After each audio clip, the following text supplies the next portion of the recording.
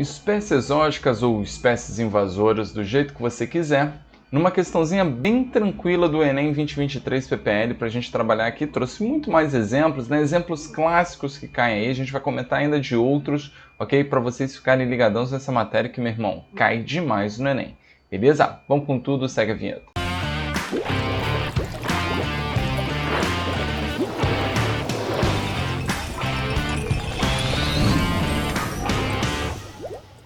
Pronto, galera. Então o cara diz o seguinte, ó, que fatores como introdução de espécies exóticas, destruição de hábitats e caça predatória têm como impacto a perda de biodiversidade.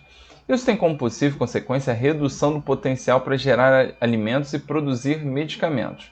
Então uma medida efetiva para a redução desse impacto é o...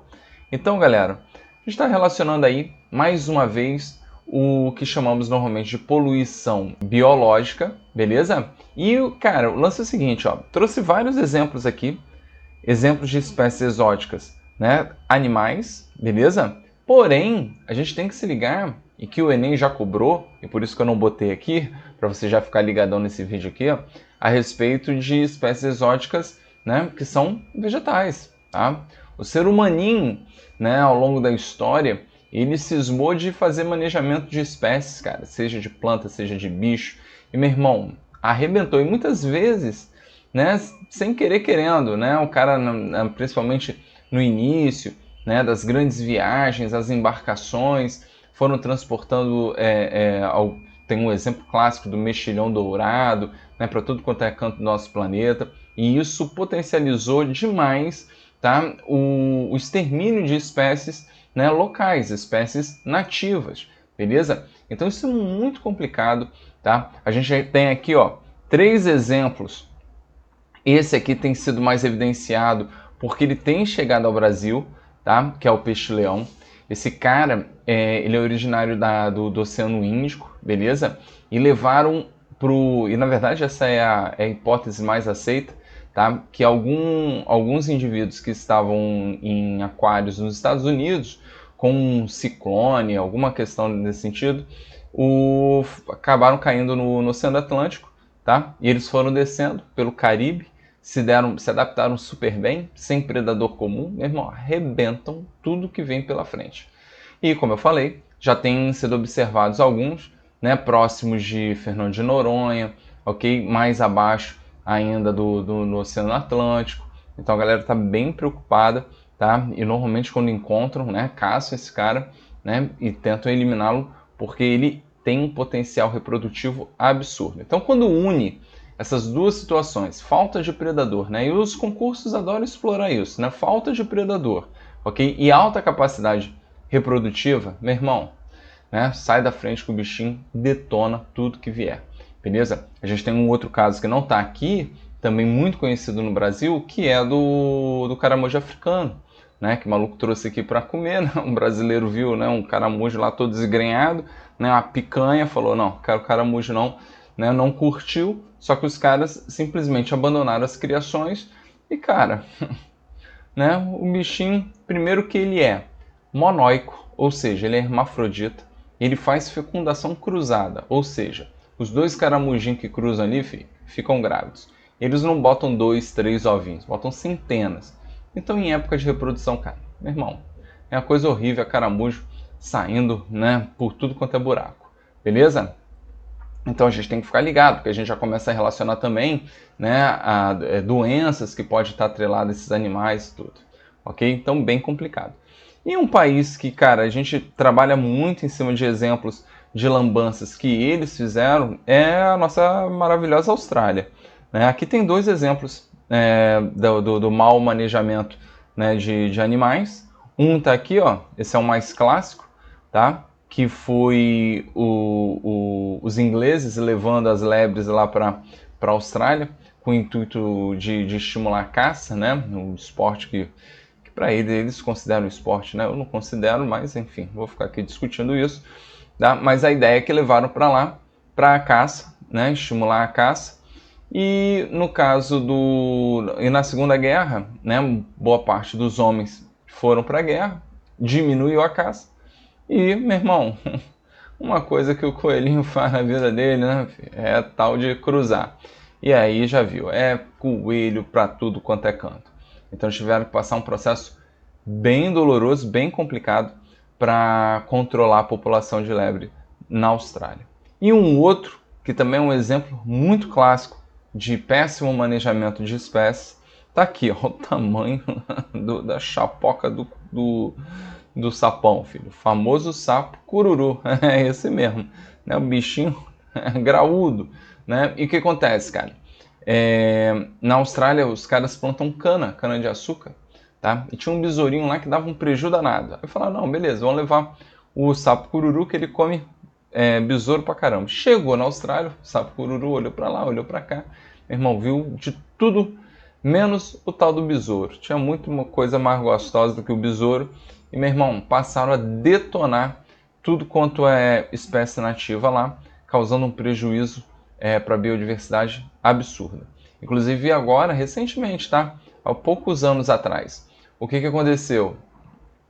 Os caras descobriram um vírus, ok? Para tentarem fazer um controle biológico aqui dessa população, porque realmente os caras estavam dando um prejuízo danado. Então é você utilizando um vírus, né, em tese, para algo positivo, né? Ou pelo menos diminuir a lambança que a gente fez. Beleza? Então é um papo bem interessante, tá? E, cara, como eu falei, requer muito cuidado para não ter, né, complicações. Então vamos lá, vamos ler as alternativas, que a gente vai buscando aqui alguns conceitos também importantes para a gente reforçar e a gente revisar, porque no QBio é assim. Então se inscreva no canal, cara, deem a força, porque essas mini aulas, cara, você vendo ao longo do tempo, se organize aí, cara, para ter a periodicidade, que você vai ver que os assuntos se repetem. E quando ele repete, meu irmão, repete na tua mente, filho, e você grava o que tiver que gravar para pelo menos chegar na prova com todo o conteúdo fresco. Beleza? E conheçam a MiaTech, tá? Que é esse aplicativo maravilhoso de mentoria, tá? Feita por inteligência artificial. E tem um lance muito bacana, cara, que é a redação manuscrita, tá? É ali no papel, você escrevendo, porque não adianta ficar digitalizando, chegar na prova, você não tá com a tua letra, porra, que às vezes é não tão feia quanto a minha, mas meio garrafal ali, filho, e você não testar o tamanho da tua redação junto ali ao limite de linhas. Então, na minha, você consegue fazer a correção, né, de redação manuscrita. Então é isso, galera. Vamos lá. Então, a medida efetiva para redução desse impacto, letra A, plantio. Ó, então, está se referindo a plantas de espécies nativas. Tá bom, né? É que o cara botou botou na A mais óbvia, né? E como eu falei, a questão é fácil. Você tinha que estar ligadão.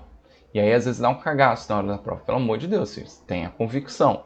Tá? Marcou? Larga isso aí e vai para a seguinte. Vamos ver as demais. Promoção de endocruzamento. Endocruzamento é sinônimo de cruzamento consanguíneo.